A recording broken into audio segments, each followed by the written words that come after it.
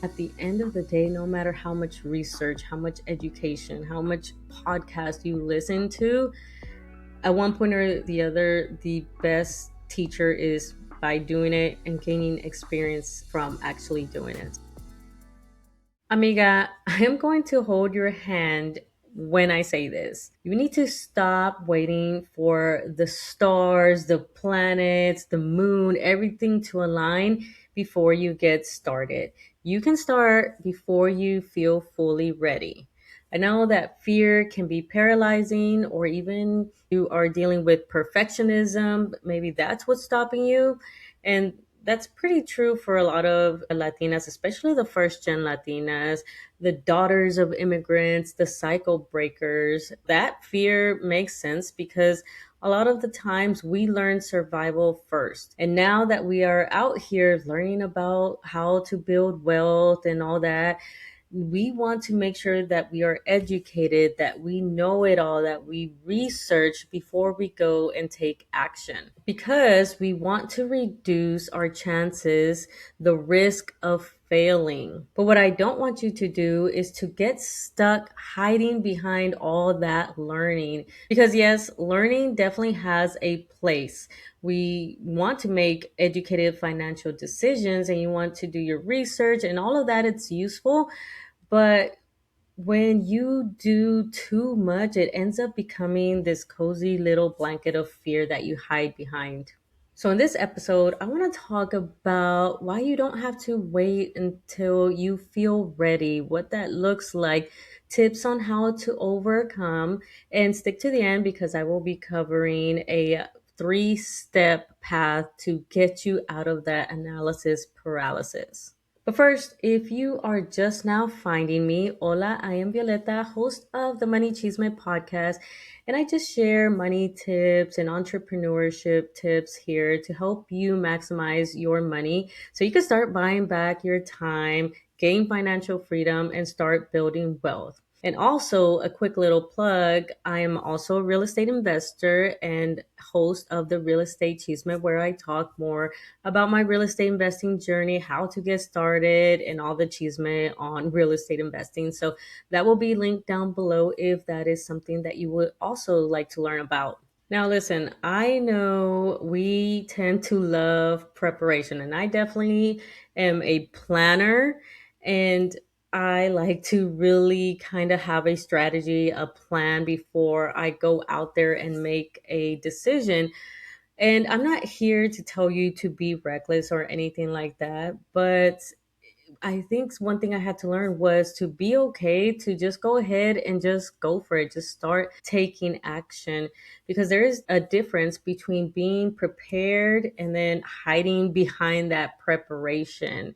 We keep on saying, like, oh, I will start when I am ready. I just need to get my finances in order. I just need to read a little bit more about it, or this or that, or I got to wait till the perfect credit score or until I pay everything off, whatever it may be, there is always going to be something that you need to accomplish first in order for you to feel ready. And let me tell you, when you have that type of mentality, you might be feeling like that for quite some time and you're going to be waiting for some time because that perfect feeling of feeling ready might never come. So why do we do this?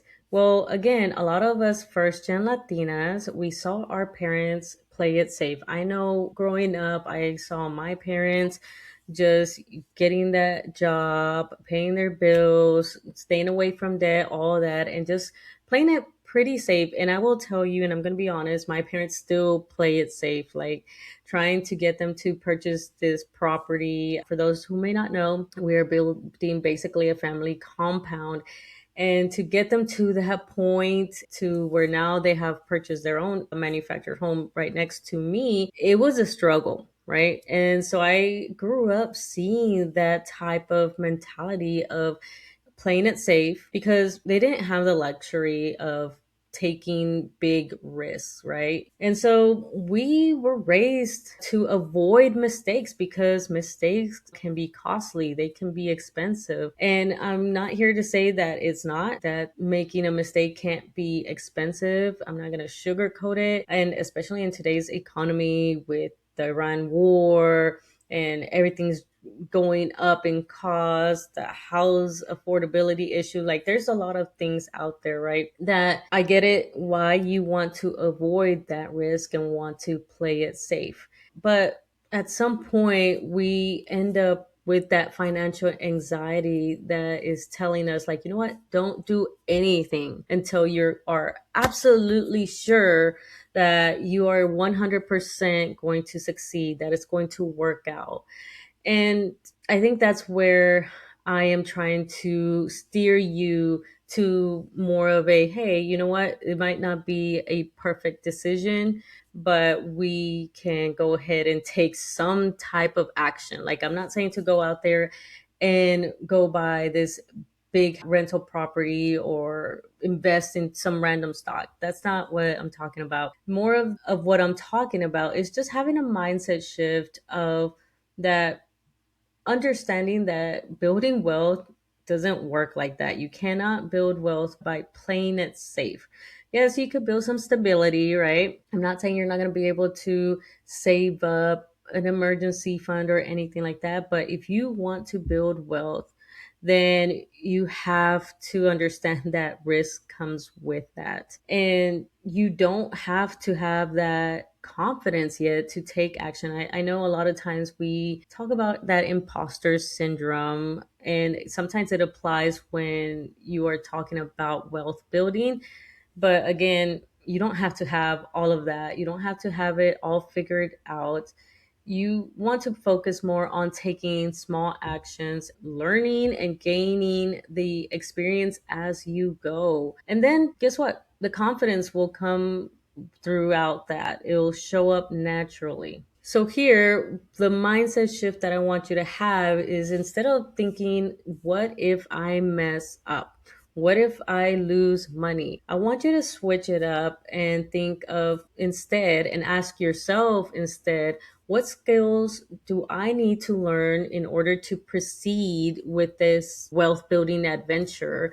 What systems do I need? Do I need to build up my savings? Do I need to have that emergency fund? Do I need to pay down debt? And what type of support is out there that I may need in order to help me reduce that risk and survive if anything goes wrong? And this type of mindset shift is so that way you stop asking that, what if I mess up or I lose money? Because once you ask yourself that, it triggers that fear and it pauses your thinking and it stops you. I find that it will stop you, like, oh, what if I lose money? Okay, then you're already resisting and everything like that.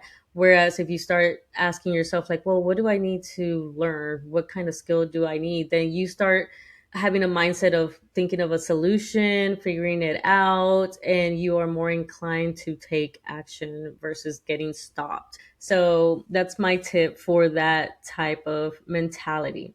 Now, my next one is, of course, financial anxiety loves analysis paralysis. Financial anxiety will have you watching like 200 videos, downloading all the calculators. I was guilty of this. I would research until my eyes bled. I would be up until 2 in the morning watching all the YouTube videos on whatever topic I decided that I wanted to learn about. And I would save all these posts that I saw on Instagram or Pinterest or whatever. And yet I would still feel like I wasn't retaining it. And you might feel that way too, like that you are researching, you're taking all these classes or workshops or whatever, and you feel like maybe you are learning nothing. And this isn't because you aren't smart or whatever. It's just that you are in this mindset of where that financial anxiety is preventing you from retaining it. Is your nervous system kind of telling you that, hey, this is kind of scary. How about we just not? And so financial anxiety can really paralyze you. And I do have two episodes that I will link down below where I had two guests. I had Stephanie Olano and then I had Rakim, who actually is an author of that I will link down as well. And he talks about financial trauma and we talked about financial anxiety, and they're good episodes. So I'll link those down below for you to check them out. But analysis paralysis is basically, it happens when you start gathering all this information, but you're avoiding making that decision or taking that action. And it could be seen as overthinking, right? And a lot of us first gen Latinas, we suffer from that.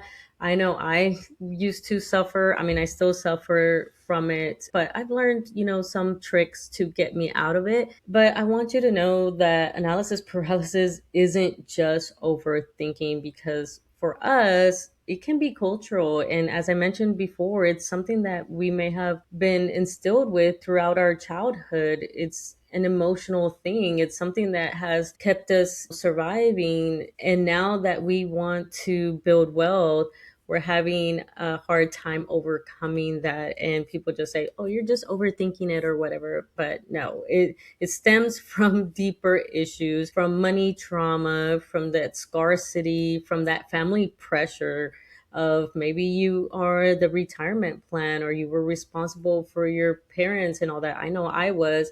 And so having that on your shoulders, it's no wonder why we kind of want to play it safe. So I don't want you to shame yourself, and I definitely don't want to shame you for being cautious. I just want you to understand to not let that caution become a cage and prevent you from actually going out there and building wealth.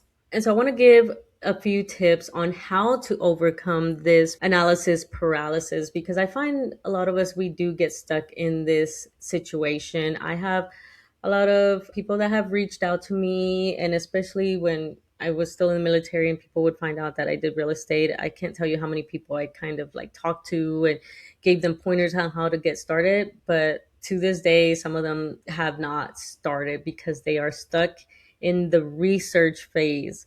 And so, in order to get out of that, I want you to start having this mentality of just the three resource rule. And basically, what that is that pick just three, maximum three resources on a topic, and you allow yourself to research before taking a small action. I'm not saying go out there and do some big, major, drastic financial decision. No, think of just a small action. And let's say you want to do stock investing, pick three things and allow yourself to watch a video, a podcast episode, a blog, or whatever it may be, or even talk to someone about investing. But that's it. Once you did those three resources, now decide, okay, now I got to take an action. So what is that next step? So in this example, stock investing, you went and let's say you listened to a Money Cheeseman podcast episode, you read, I don't know, a blog from like one of these like Nerd Wallet or something like that, and then you talk to somebody that you know from either online that you follow, a money coach, maybe somebody at work or whatever that is investing in the stock market, and that's it. And then you get your idea, and then now it's time to take action, right? So in this example, the next action that is small and doable is just opening up an investment account and setting up an automatic withdrawal to send to your investments. Let's say $100, and that's it.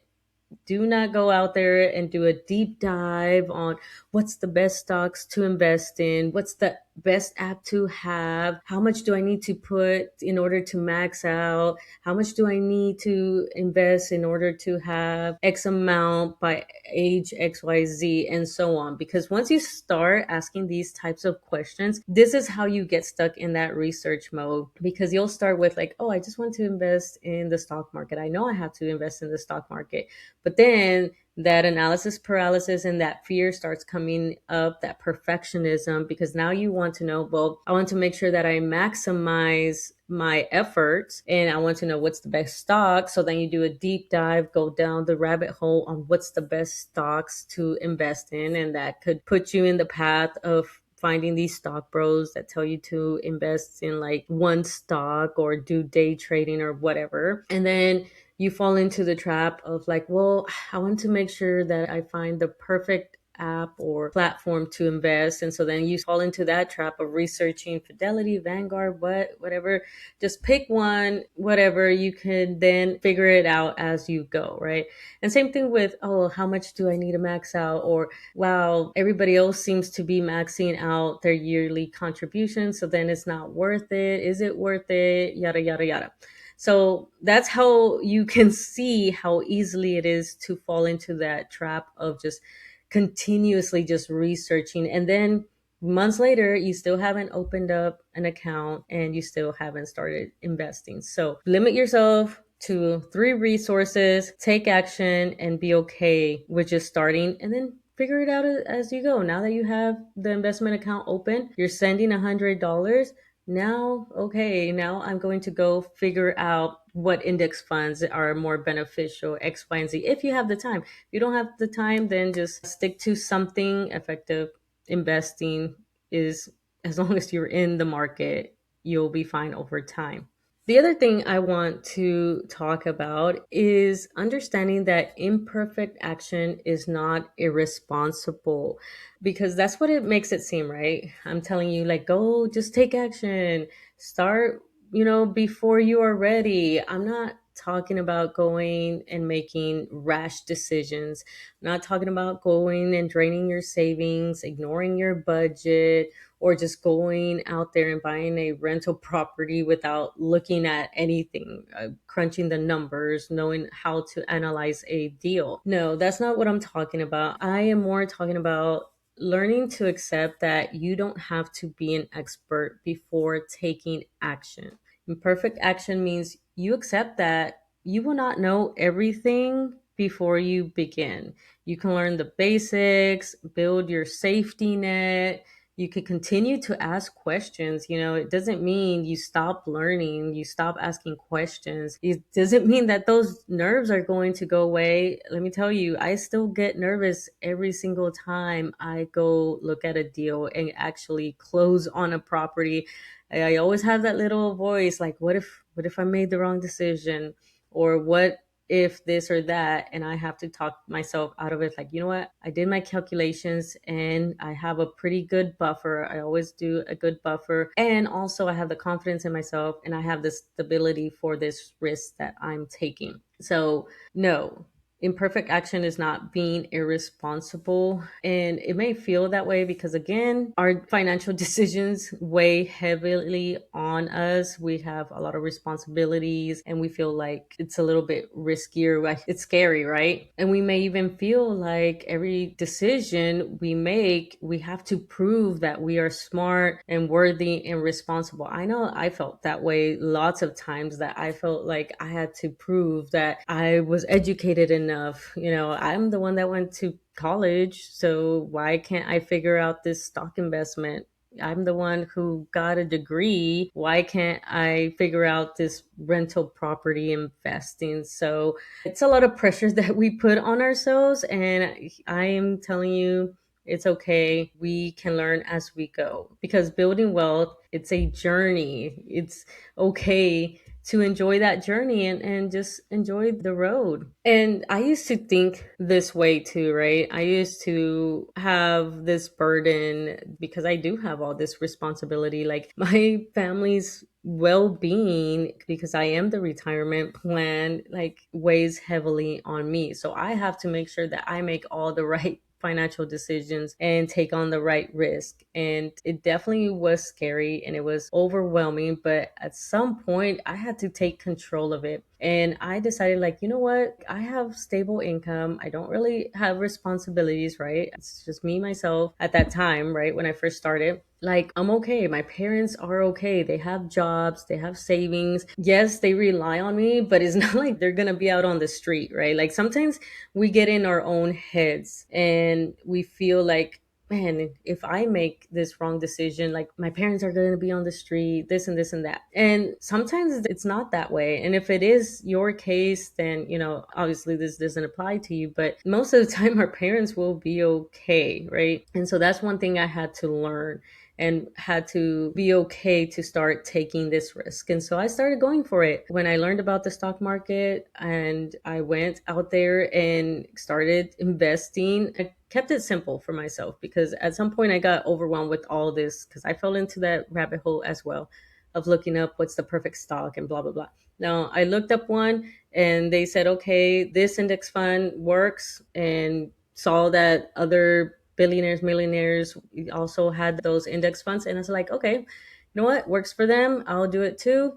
And I just started investing and then called it a day. And guess what? It's been in my favor this whole time after several years. And I just keep it like that because I'm not going to stress myself out. And same thing with my daughter now that I started investing for her. Same thing. I picked something and just like, especially with her, she has so much time. So like it's even less stress. I just called it a day and yes, did a little bit of my homework and just left it at that. And same thing with real estate investing. Once I learned about it, I was like, well, this next house, I'll be living it. I could house hack it. And then I just went for it for real estate investing. Yes, I still learned about it, researched it, did my homework, and I found a community to help me through it and mentor me. And I could ask questions and all that. And so I took a calculated risk, but I still went for it. And that's how over time I just started gaining this confidence of me being able to take on these risks. And I just kept taking the next step. And then I just started to learn how to ask better questions. And I learned from the mistakes that I made because I continue to make them even now, which I will share that journey of my latest rental property investment. If you, again, want to know about that, that's going to be on the other podcast once I'm done rehabbing the unit because it's a lot of things that I've learned. But you know what? I am comfortable with those mistakes. I am growing from them because, again, at the end of the day, no matter how much research, how much education, how much podcast you listen to, at one point or the other, the best teacher is by doing it and gaining experience from actually doing it. So the key is, of course, I reduce my risk because I am financially stable. I built a safety net. And I have other real estate investors that I can go and be like, look, I made this mistake. And they're like, okay, this is how you fix it. And then move on. And so that has helped a lot. And finally, I want to leave you with some tips. I'm going to leave you with a bit of homework to get you out of this analysis paralysis, this mindset of wanting this perfectionism before you actually go take action. And it's just 3 simple steps. Number 1, pick one wealth building lane and you're going to stick with it for the next 90 days. So if you want to learn about stock investing, that's what you're going to learn about for the next 90 days. And that's all you're going to know, all you're going to look at. That's it. Don't start going over there about how to start a business. Don't start over there about how to invest in real estate or anything like that. Yeah, you could be curious, but don't fall into the trap of then going on a side quest, I like to call it. No, stick to, this is my goal for the next 90 days. I'm going to do stock investing, or I'm going to start real estate investing, or whatever it may be. Stick to that, and that's all you're going to do for the next 90 days. Number 2 is going back to the resources. Again, pick 3 resources that you want to learn from. Again, podcast episodes, YouTube University. You could hire a coach, but you don't have to hire a coach right away or even at all. You could join a community. There's lots of free communities. Those are the best ways that I have learned that helps me get started. And then from there, you can like maybe take their courses or whatever you want to do. Again, not pushing that or saying that you have to do that. But one thing you do want to do is to have that support. So, for example, I have, again, quick little plug, I have my free Latinas in Real Estate community that's hosted over there in school, which I'll have linked down below again. I'm building and growing this community for Latinas who are interested in investing in real estate or are currently investing in real estate and just want that support, that mentorship. I have resources there. I have adding like other 5-minute breakdowns of common real estate strategies and terms and so on. But also you could ask me questions. I'm there. Ask me anything. And I'm available to answer your questions. So that is a great way to ensure that you increase your chances of becoming successful is by having that network, that support group. So find one that relates to you. If you're interested in real estate investing, of course, that community will be linked down below.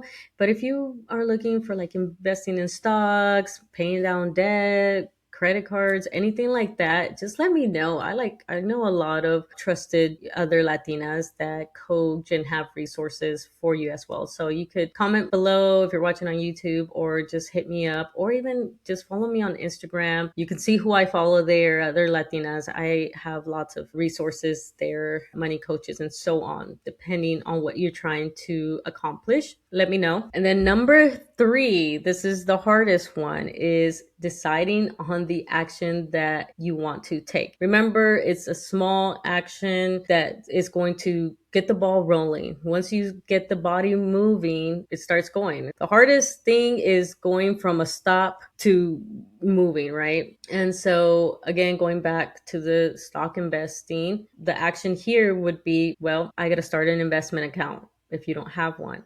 If you have one, well, let me go look and see that I have allocated those funds, or let me make sure that I put it in a nice, decent index fund or whatever you want to put it in. And then make sure that you are sending money at whatever time frame you want, bi-weekly, weekly, whatever. Or if you're trying to save up, hey, well, the next step is opening a high yield savings account. So let me go and sign up for a high yield savings account. Don't get too lost in the sauce of, oh, let me find which one it has the highest return, because then you're going to keep researching and then you're going to feel that like, oh, wow, like I don't want to sign up because maybe there's another one out there that's going to give me a higher percentage. And so no, just start one. They're all pretty close together. You'll be fine. And then later, if you do, I mean, you could just open up another one. And also, what kind of questions do you have? Do you save money first? And just really just make sure, again, small first step that has pretty low risk and that you can get done pretty quickly. Opening a high yield savings account, opening up an investment account, sending an email to a lender if you're looking into investing in real estate to just get some basic loan information. All of that can be done in like around 15 minutes. Sometimes when I don't have time to be on the phone with these lenders and telling them what I need or whatever, I just shoot an email real quick. Takes me like 5 minutes.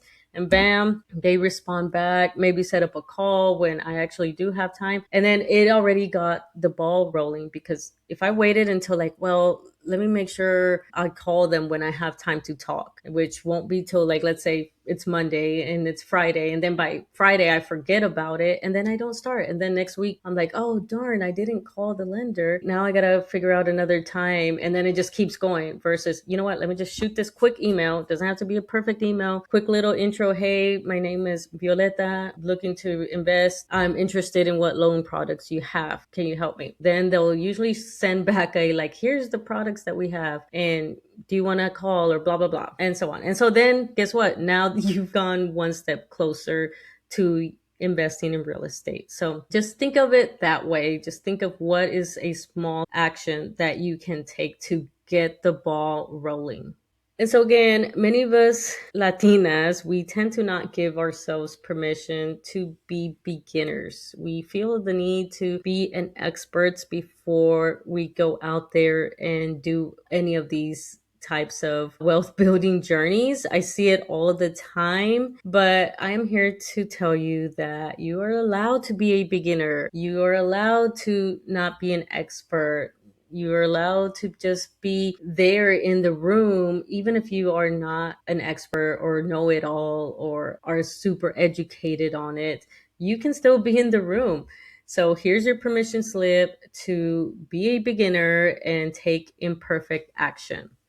And before I let y'all go, I want to know, what is one imperfect action that you can take this week that your future self will thank you for? Let me know. Drop a comment or hit me up on Instagram. I am going to leave you with that challenge. Don't forget to follow and share this with another Latina that really needs to hear this message. But other than that, until next time, bye.